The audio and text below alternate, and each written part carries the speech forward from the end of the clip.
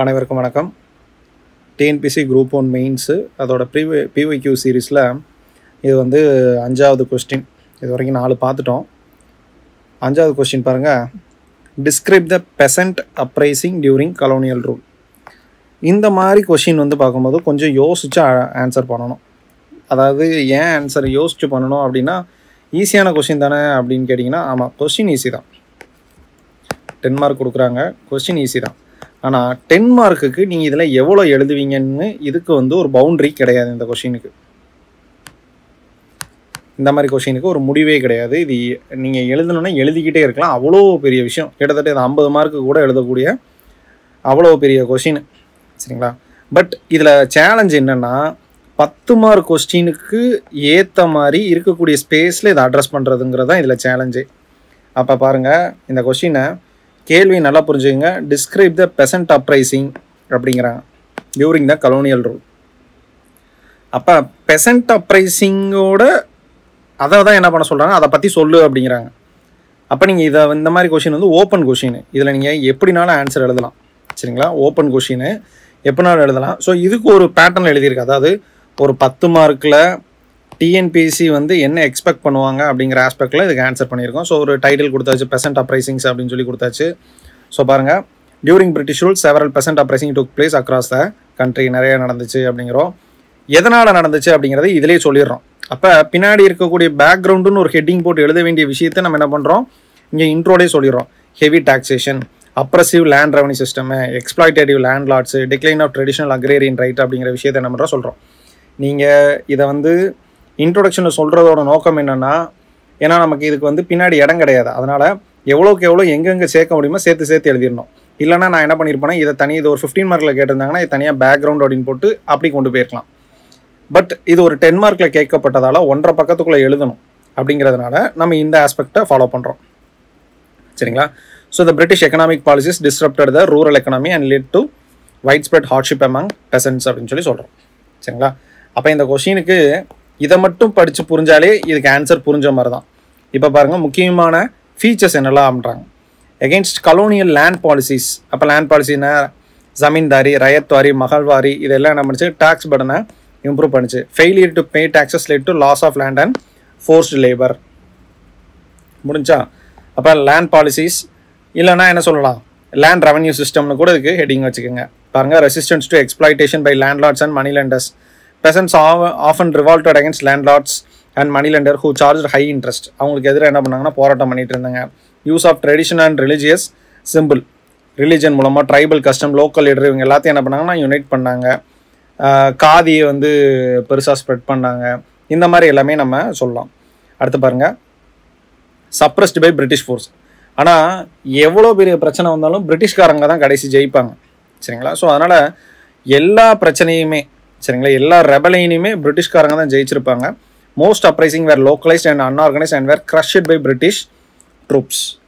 இப்போ என்ன பண்ணியிருக்கோம்னா, இந்த அப்ரைசிங்ஸோட ஃபீச்சர்ஸ் என்னென்ன அப்படிங்கிறத வந்து என்ன பண்ணியிருக்கோம் நம்ம சொல்லியிருக்கோம். பாருங்கள், இப்போ வந்து இதோட கொஷின் முடிஞ்சா அப்படின்னா கிடையாது. டிஎன்பிசி ஆஸ்பெக்டில் இவன் ஒரு 3-4 ட்ரைபல் பெசன்ட் அப்ரைசிங் வந்து சொல்லியிருக்காங்களா அப்படிங்கிறத பார்ப்பாங்க. அப்போ இந்த இடத்துல நீங்கள் ஒன்று நோட் பண்ணணும். ட்ரைபல் அப்ரைசிங்கிறது வேறு, பெசன்ட் அப்ரைசிங்கிறது வேறு. இதில் கொண்டு போய் சாந்தல் ரிவால்ட்டு, முண்டா ரெபலியன் அப்படிங்கிறத எழுதிட்டு இருக்கக்கூடாது. பெசன்ட் அப்படின்னா நெசவாளர்கள் அவங்களோட பிரச்சனையை பேசின விஷயமா எழுதணும். இந்த சன்னாசி ரெபலியனு, ஸோ இந்த மாதிரி இதில் கொடுத்துருக்கேன் பாருங்கள், இதை எழுதலாம். அப்போ இதை எழுதுறதுமே உங்களுக்கு வந்து எப்படி எழுதலாம் அப்படின்னா, 3 பாயிண்ட் இருந்தால் போதும், இல்லை 2 பாயிண்ட் போதும், ஒரு 3 ஹெட்டிங் போதும். நான் இதில் ஒரு 6 ஹெட்டிங் வச்சுருக்கேன், ஜஸ்ட் நோட் பண்ணிக்கோங்க. இண்டிகோ ரிவால்ட்டு வருஷம், ஃபஸ்ட்டு பாயிண்ட்டு இண்டிகோ ரிவால்ட்டு, 2வது வருஷம் கொடுத்துட்றோம், 3வது எங்கே நடந்துச்சுன்னு கொடுக்குறோம். எதுக்காக? Against European indigo planters. அதோட ரீசன் சொல்லிடுறோம். Who forced peasants to grow indigo பிளான்ட்ஸை வந்து என்ன பண்ணுறாங்க, கான்ட்ராக்டில் வலுக்கட்டாயமாக விவசாயம் பண்ண சொல்கிறாங்க. அப்போ இது ஒரு லைன்னு நம்ம பார்க்குறோம், ஆனால் உள்ள எத்தனை பாயிண்ட் இருக்குது? 5 பாயிண்ட் இருக்குது, சரிங்களா? அடுத்து பாருங்கள், பாப்னா ரிவால்ட்டு வருஷம் கொடுத்தாச்சு, சரிங்களா? பாப்னா ரிவால்ட் 1, வருஷம் 1, எங்கே நடக்குது? Bengal. Against zamindars who try to illegally increase rent. அடுத்து Deccan riots, Maharashtra, against moneylender who seize lands for their unpaid debts. இதை நீங்கள் வந்து 1 2 3 4ன்னு எழுதினீங்கன்னா உங்களுக்கு வந்து என்ன பெரிய கொஷின் மாதிரி தெரியும்.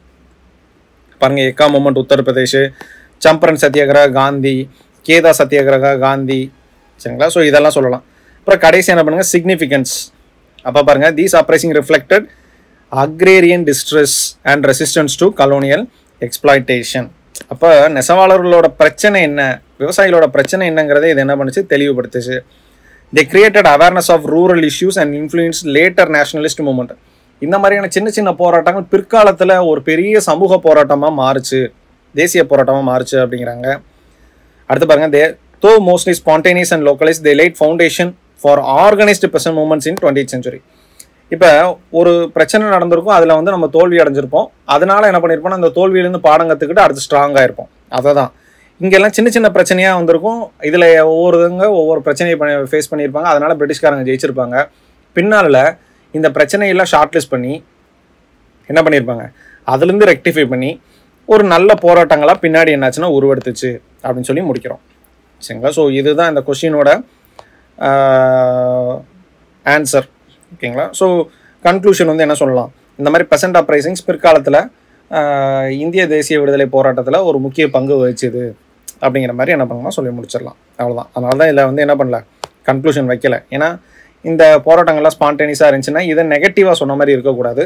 ஸோ கன்க்ளூஷன் வந்து எப்படி இருக்குன்னா எப்பயுமே பாசிட்டிவாக இருக்கும். இதில் இருக்க எல்லா போராட்டங்களும் தோற்று தான் போச்சு. ஆனால் வந்து என்ன பண்ணணும், அதை இங்கே மென்ஷன் பண்ணாமல் இந்த மாதிரியான போராட்டங்கள்னால பிற்காலத்தில் இந்திய தேசிய விடுதலை போராட்டத்தில் ஒரு மொமெண்டம் கிரியேட் பண்ணிச்சு, மக்கள் வந்து என்ன பண்ணாங்க, வெற்றியை நோக்கி முன்னேறி போனாங்க அப்படிங்கிற மாதிரி என்ன பண்ணணும், பாசிட்டிவாக முடிச்சிடணும். ஓகேங்களா? Okay, thank you. Suresh IAS academy, வெற்றியின் முகவரி.